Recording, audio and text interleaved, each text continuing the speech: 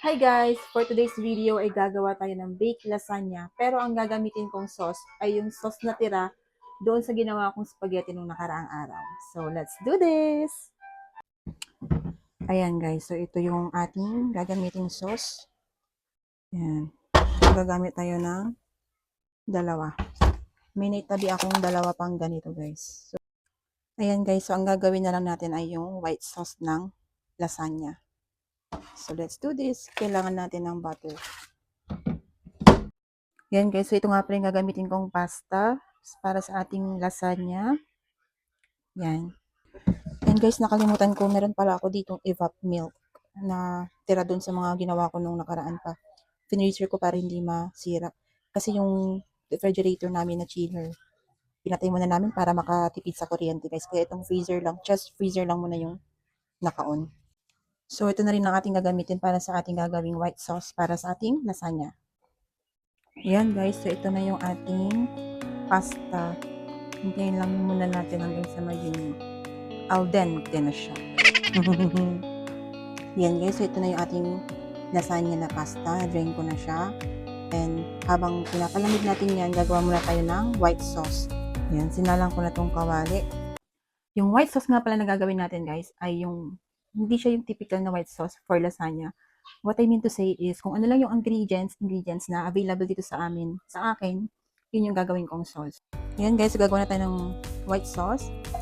2 tablespoon ng butter. Then bawang. So iba yata hindi nila nilalagyan ng bawang to guys, kasi literal lang na sauce yung ginagawa nila. Pero sa akin kasi gusto ko may bawang at sibuyas. Syempre, version natin to. My kitchen, my rules, sabi nga nila guys, di ba? That's right! Yan, pagkatapos maglagay na tayo ng 2 tablespoon na kung ano yung available sa inyo, all-purpose flour. Yan.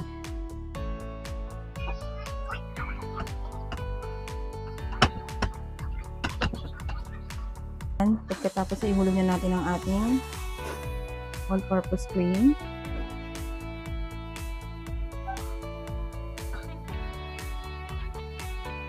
At ang ating evap milk.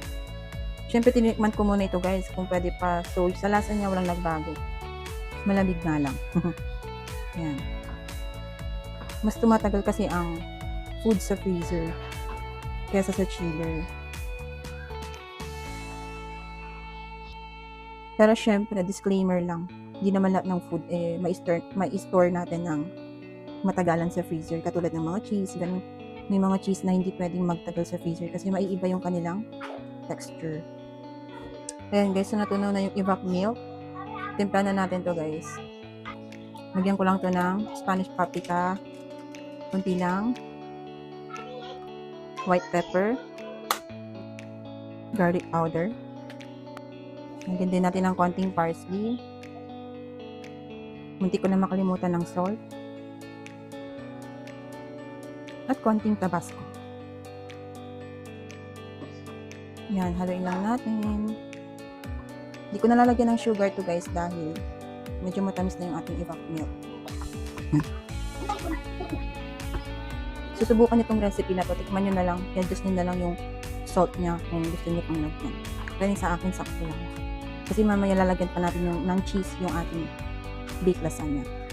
So, ayan. Okay na to. Set aside ko muna to guys. Ayan. So, ito guys, microwave muna natin yung ating sauce. Para ma-assemble na natin yung ating lasagna bago natin siya i-bake. Ayan guys, so mag-assemble na tayo ng lasagna bago natin i-bake. Nalagay muna ako ng sauce.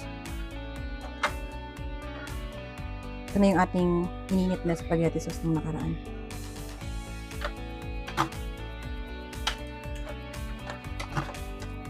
Spread lang natin siya sa pan evenly.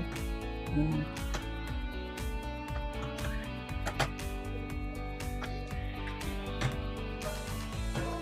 Yan. Okay na yan.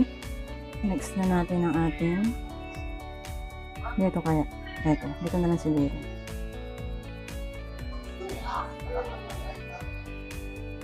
Yan. Nilagyan natin ng sauce. Alam nyo guys, first time ko lang mag-bake ng lasagna. Kaya sa mga gumagawa nito dyan na expert, comment nyo naman kung tama yung ginagawa ko. Kasi syempre nag-experiment din ako sa sarili ko mga niluluto. Ulit.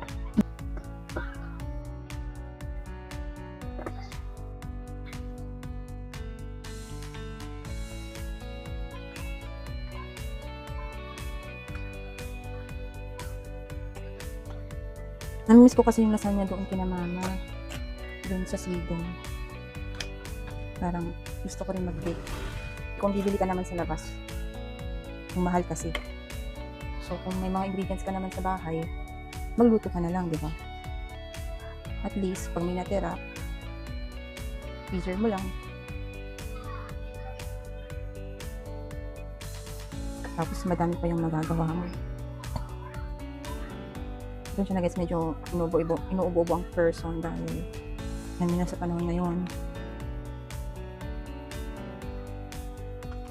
Bahala na kung anong lasa nito yung ginagawa ko. Pero yung sauce na ginawa natin kanina, yung white sauce, ay naku, try nyo yun. Super sarap.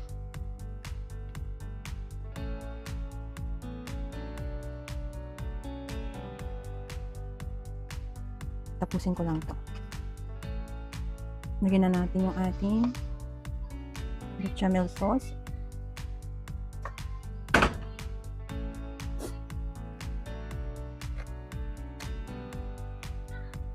Next time nagagawa ko nito, perfect ko na yung plating niya.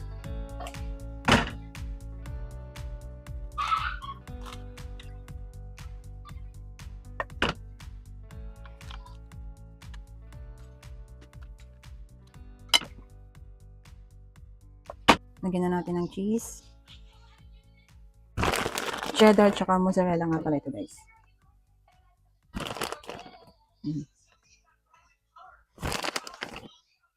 Cheddar cheese and mozzarella cheese.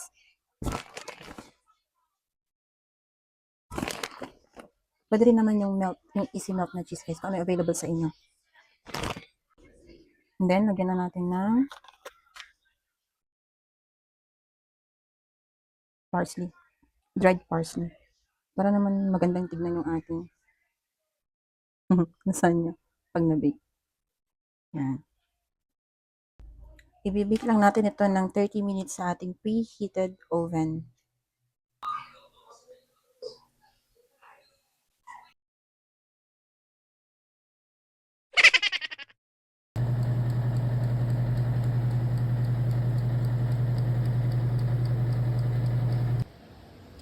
Guys, ito na yung ating lasagna.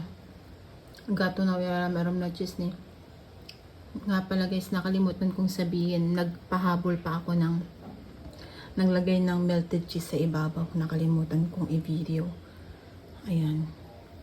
Ito yung mga mozzarella niya, cheddar cheese. Hindi natunaw. Pero okay lang. Tingnan natin yung lasa niya mamaya guys. Pag natikman na natin. Ayan. Hi guys. So ayan. Titikman na natin yung ating ginawang baked lasagna. Katapos ko lang naligo guys. Obvious naman. Tara. Ayan guys. So titikman na natin ating excuse me. Baked lasagna. Ay, mainit pa. Ayan. Hindi man tunaw lahat yung cheese pero tikman natin.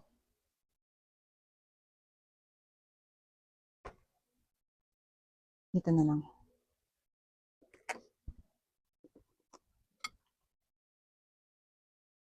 Ayan. Tikman natin guys.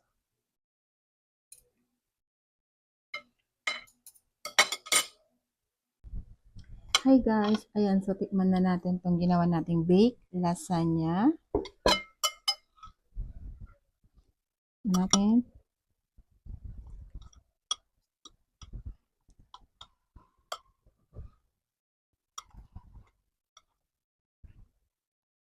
Kain.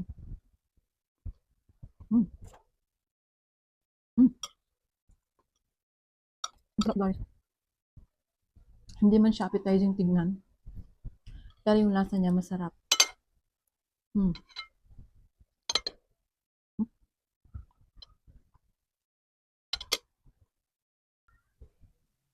Masarap. Masarap nung white sauce, in fairness.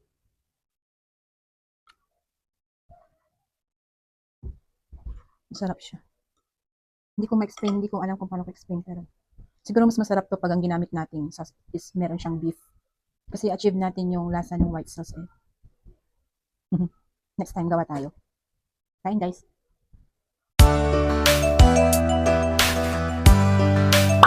Nice!